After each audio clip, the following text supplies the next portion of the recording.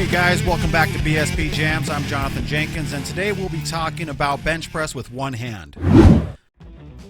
Alright, so the gear that I have, it's a piece of PVC insulation that you can just go down to a local hardware store and buy.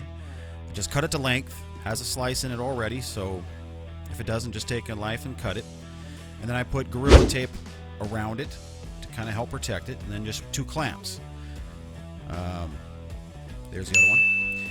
Now, the 2 clamps, obviously, it's pretty self-explanatory. It just holds the PVC insulation in place.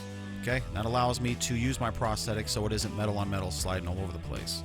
Now, when you go to do bench or any muscle group that you're going to be working out, you want to make sure you do warm-up sets. And of course, it's going to vary from what program you're on. But usually what I would do is maybe about 4 to 5 warm-up sets, just the bar, maybe 5 pounds on each side, 10 pounds on each side, 15 on each side, depending where I'm at that stage of my program.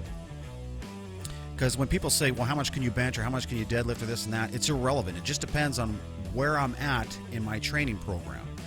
So, but the point that you want to do, the point is of why you want to warm up is so you don't injure yourself.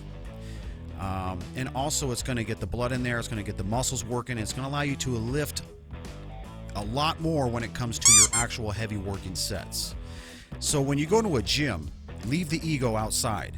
Don't just go in and start throwing on stuff that you know you can do, but it's heavier than what you should be doing cold.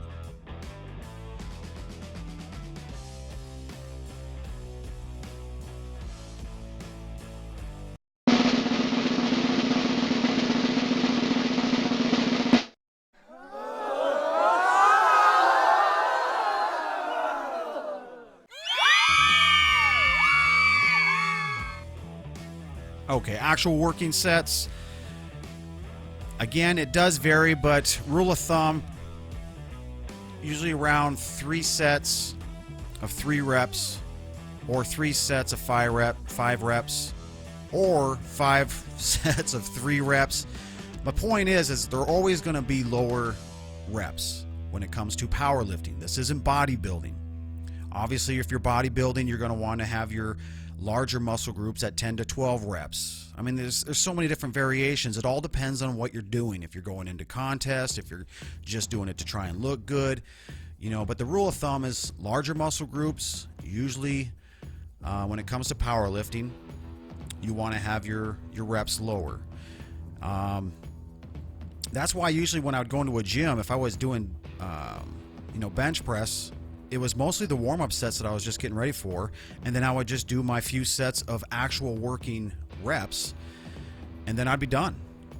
I would do some incline press and do maybe some flies for sculpting or something like that.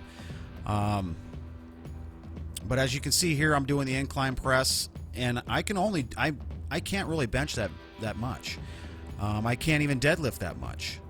And as of right now, I'm coming back from a massive layoff. I mean, years, and I'm just trying to actually just maintain some strength and some kind of physique, because just injuries that have happened over the years. Like, I have degenerative bone disease in my left elbow, severe arthritis in my left hand, 2 discs that are injured, and it's mostly because the discs were from work, and the degenerative bone disease and arthritis in my arm and hand is because I have one hand.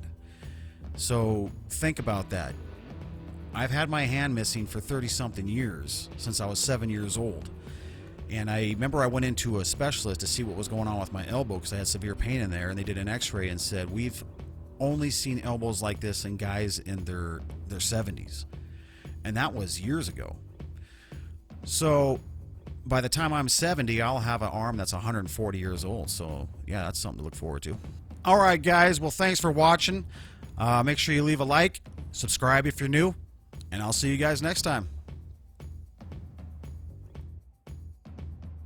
I can ride the devil's tree straight through to the bay. I can feel the thunder roll underneath my feet again. Yeah, I can see the shore moving in, trying to sweep me down.